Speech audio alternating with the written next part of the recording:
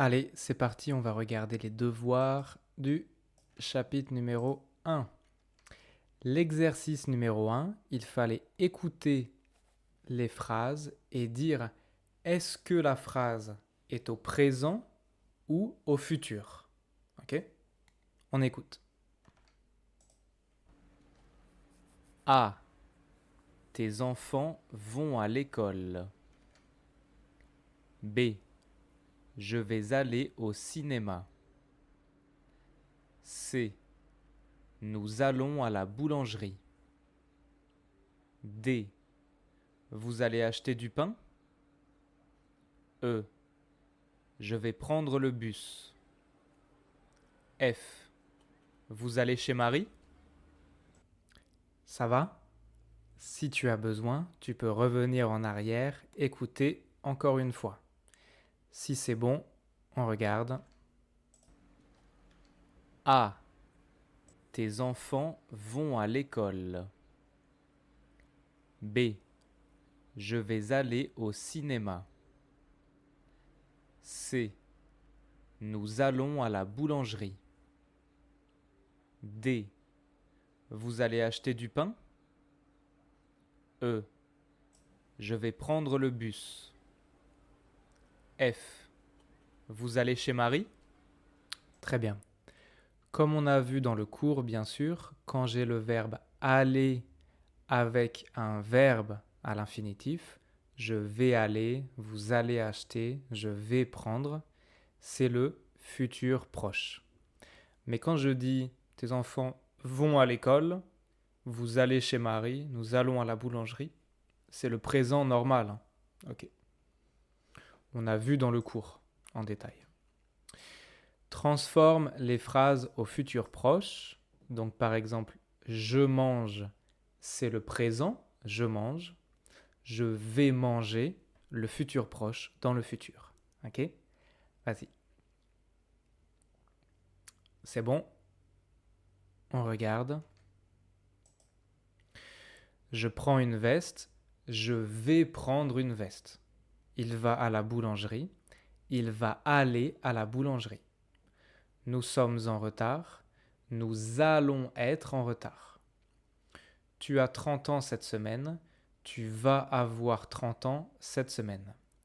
I've put these sentences on purpose because I think they might be a bit tricky, a bit difficult for you. Maybe I'm wrong, you tell me. But I wanted to show you that there is nothing wrong with this kind, like this is just applying the grammar we've seen. Nous allons être en retard. It's like, oh man, we're going to be late. Tu vas avoir 30 ans cette semaine. Hey, you're going to be 30 years old this week. These are normal sentences in French. Normal, regular, futur proche. Il va faire froid ce matin. Je vais mettre un pull. Vous allez porter un pantalon gris. Ils vont venir à la maison. Elle va sortir avec ses amis. Je vais couper le gâteau. Très bien.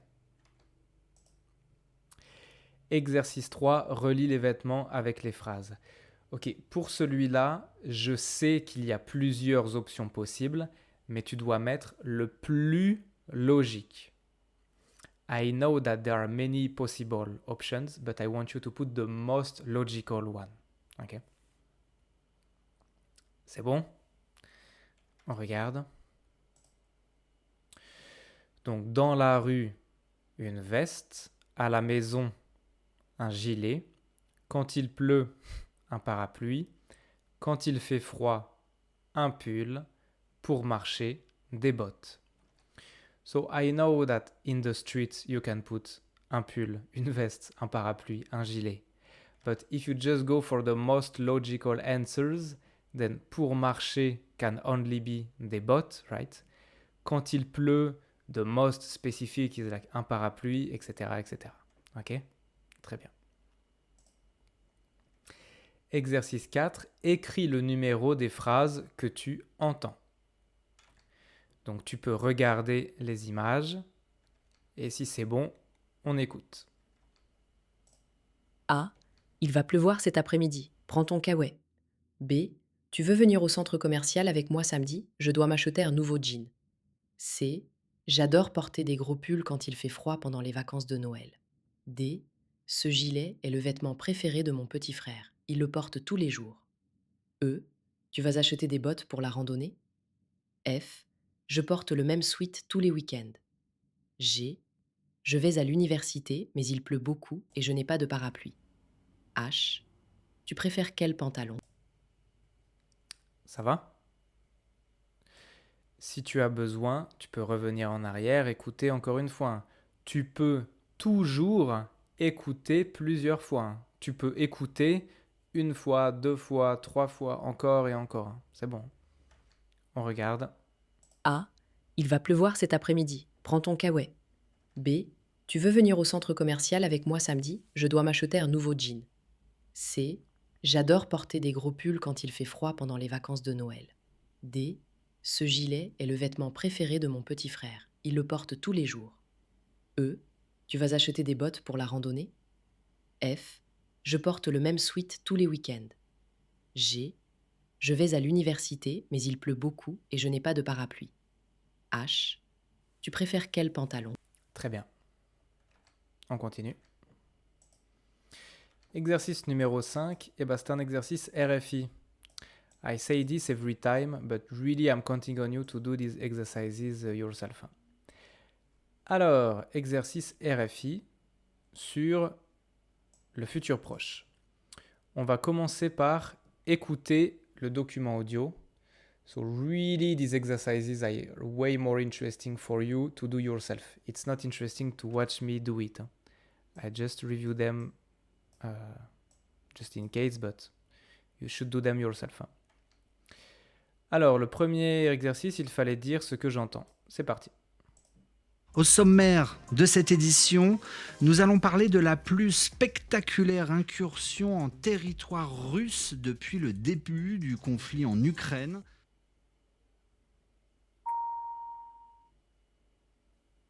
Des négociations officielles vont commencer mardi prochain. Vont commencer. Ouais. La France annonce aujourd'hui qu'elle va fermer son ambassade à Khartoum, la capitale du Soudan. Va fermer. Enfin, le Japon va rouvrir ses frontières, dit le Premier ministre japonais Fumio Kishida. Va rouvrir. Et voilà une décision qui ne va pas faciliter la vie des Libanais. Toutes les banques du pays sont fermées. Ne va pas faciliter. Octobre Rose, une campagne de sensibilisation au danger du cancer du sein. Tout au long du mois, les initiatives vont se multiplier. Vont se multiplier. Enfin, sachez que Rihanna, la chanteuse américaine, va sortir un nouveau titre. Ryan va sortir. Ok, très bien.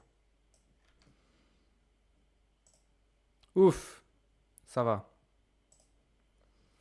Pour parler au futur proche, on utilise un, deux ou trois verbes. Au futur proche, on utilise deux verbes. Le verbe aller et un verbe à l'infinitif. Le premier verbe qu'on utilise, aller. Le deuxième verbe est toujours à l'infinitif. Ok. À la forme négative, on ne place pas après le verbe aller ou après le verbe à l'infinitif. Je vais manger ou bien je ne vais pas manger. I am not going to eat. Je ne vais pas. Donc après le verbe aller. Boum. Écoutez et choisissez la phrase que vous entendez. D'après moi, ça va pas changer beaucoup de choses. D'après moi, ça va pas changer beaucoup de choses. Et oui, that's actually interesting here because grammatically speaking, if you speak correct French, you should say ne pas, always when doing a negation. But in real life, real French people, they don't speak grammatically correct all the time. And there are a lot of things we say in daily life that are not grammatically correct, but that are very natural way of speaking. One of them is to remove the ne in negative sentences. So by right, he should say ça ne va pas changer beaucoup de choses. It will not change a lot of things. But this guy, he removes the ne. He says, ça va pas changer. D'après moi, ça va pas changer beaucoup de choses. And it's very common to speak like this. Ok.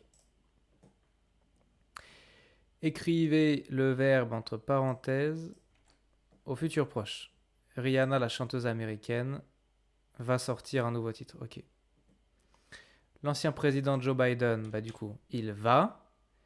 Avec la nouvelle réforme des retraites, les Français, les Françaises et les Français vont. La première ministre française a dit « je vais ».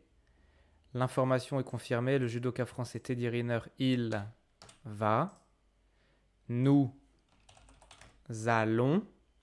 Vous allez. Ok. Je vais. Il n'y a pas tu. Non. Il va. Il va. Nous allons. Vous allez. Ils vont. Ok. Et ensuite, bah, on a le verbe à l'infinitif. Hein. Ok. Se représenter, travailler, discuter, participer, écouter, avoir. Très bien. Remettez les mots dans l'ordre. D'habitude, tu écoutes le journal en direct à la radio, mais pas ce soir. Tu vas... Pourquoi je peux pas? Ok. Tu vas écouter le journal en direct à la radio. So this is a normal speech, normal futur proche. Tu vas écouter. But you know that negative sentence, I have to put ne pas. Donc, tu ne vas pas écouter. Très bien. Généralement, vous regardez les informations à la télévision le soir, mais pas ce soir. Vous allez regarder is the normal futur proche, mais négative, I need ne pas. Vous n'allez pas regarder. Ok. And same here, les journalistes ne vont pas parler du festival de Cannes. Le chanteur Stromae ne va pas répondre aux journalistes. Très bien. Ici, on a l'explication du futur proche. Bon, on a déjà vu dans le cours. Hein. Ça, on connaît.